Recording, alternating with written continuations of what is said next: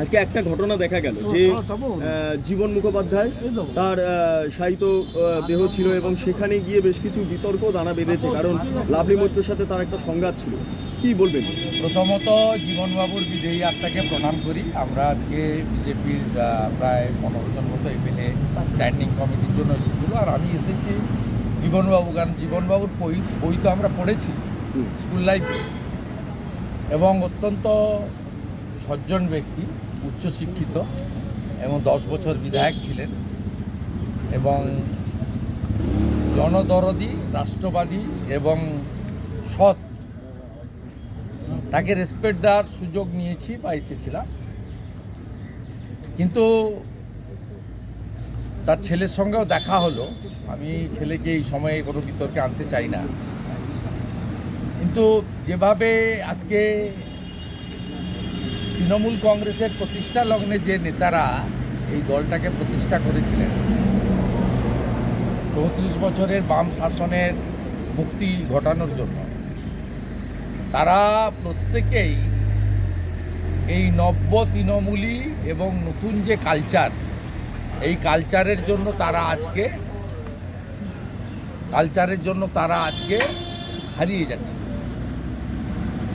আমি শুধু একটা কথাই বলবো, আমি এর আগে বলিষ্ঠ কণ্ঠস্বর পঙ্কজ দত্তর বিষয়ে বলেছিলাম যে এই সমস্ত সৎ বয়স্ক লোক, কেউ আমলা হতে পারেন, প্রাক্তন আমলা, কেউ রাজনীতিবিদ হতে পারেন, তাদের ক্ষেত্রে মমতা বন্দ্যোপাধ্যায় এবং তৃণমূল কংগ্রেসের দৃষ্টিভঙ্গিটা কেমন বদলাচ্ছে।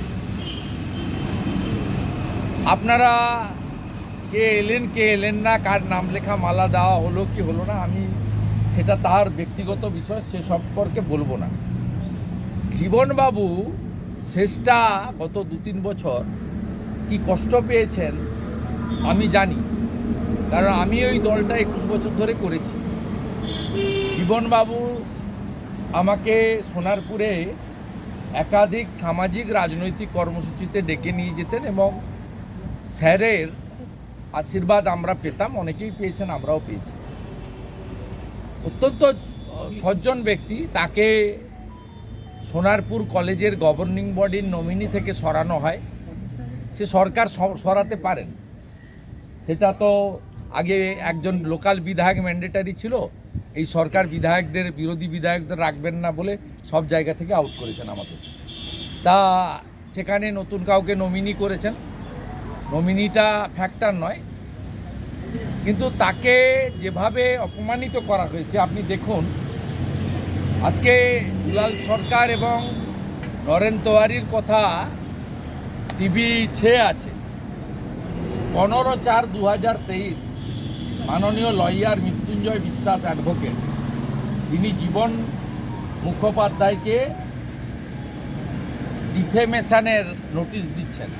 মাই client Shrimati Arundhati Maitra, within bracket Lovely Maitra, member of legislative assembly Sonarpur, post entry Sonarpur, district south Kolkata, 7,50,000, 7,150,000, 7000150। এই চিঠিতে কিভাবে এইরকম একটা সজ্জন ব্যক্তিকে অপমান করা হচ্ছে, এটা একটা লিগ্যাল প্রসিডিওর, তিনি করতে পারেন, কিন্তু আমি শুধু বলছি জনগণকে, এটা কোনো বিজেপি বা সিপিএমের লোকের চিঠি নয়, এটা তৃণমূলের বিধায়ক, তিনি তার লয়ারকে দিয়ে তৃণমূল কংগ্রেসের ফাউন্ডার, যার বই পড়েনি, আপনারা সবাই তার বই পড়েছেন স্কুল লাইফে, পাঠ্যপুস্তকে, এরকম একটা রেসপেক্টেড মানুষ, ধুতি পাঞ্জাবিতে আদর্শ বাঙালি শিক্ষাবিদ, সেই রকম লোককে কিভাবে মানসিকভাবে নির্যাতন এরা করেছে। এবং এমনকি আপনারা শুনলে অবাক হয়ে যাবেন, বাইক বাহিনী আছে না, প্রসিদ্ধ বাইক বাহিনী তৃণমূলের, সেই বাইক বাহিনী গিয়েও জীবনবাবুর বাড়িতে হামলা করেছে। এই জায়গায় দাঁড়িয়ে আজকে শোক প্রকাশও যেমন করছি, পঙ্কজ দত্ত যেমন যন্ত্রণায় চলে গেছেন, আমার মনে হয়েছে জীবনবাবু স্বর্গবাস করবেন, এটা ঘটনা, আমরা ঈশ্বরে বিশ্বাস করি। সাথে সাথে জীবনবাবুর শেষটা মানে মৃত্যুর আগের কয়েকটা বছর যন্ত্রণার মধ্য দিয়ে গেছে এবং এই যন্ত্রণার জন্য দায়ী তৃণমূল কংগ্রেসের একাংশ।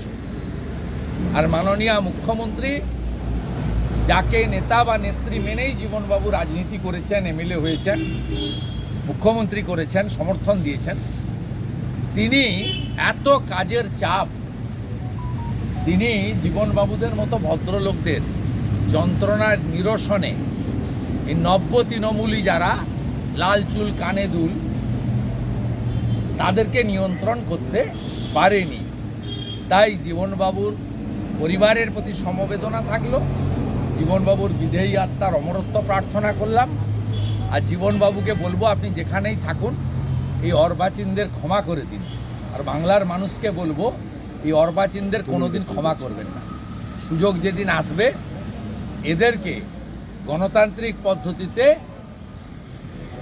এদেরকে মধুর প্রতিশোধ বাংলার জনগণ যেন নেয়, সোনারপুরের জনগণ যেন নেয়, এই প্রার্থনা আমি করি। সব খবর সবার আগে পেতে আমাদের চ্যানেলটি সাবস্ক্রাইব করুন এবং পাশে থাকা বেল আইকনটিতে ক্লিক করুন, লাইক ও শেয়ার করুন।